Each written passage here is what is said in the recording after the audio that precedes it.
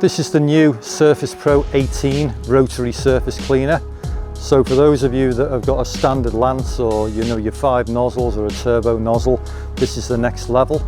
A rotary cleaner, if you're doing a big block paving area, will give you a nice consistent even clean all the way, so you're not going to strike the driveway as you're moving from side to side, because these nozzles are set at about ½ an inch off the driveway, so they give you a lovely consistent clean. This particular one, it's all stainless steel manufacture, very heavy duty, built really well, and this is an 18-inch model.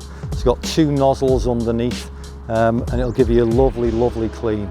So the SurfacePro 18 has a very heavy duty bearing on the head, and it also, as you can see here, has 2 arms and 2 nozzles that are offset at 15 degrees. So as the water comes out, it'll basically make the head rotate and spin under high pressure, and that's going to give you a really consistent even clean across the whole driveway.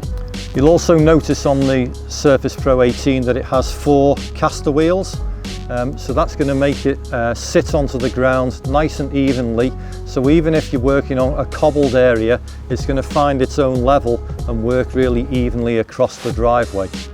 So the SurfacePro 18 is an 18-inch rotary cleaner, so you need a decent pressure washer to be able to run this. You really realistically want something from about 3000 psi upwards at 12 to 15 litres per minute. If you're trying to run it on something smaller, then you're not going to get the rotation on the nozzles correctly, so it's not going to clean as well.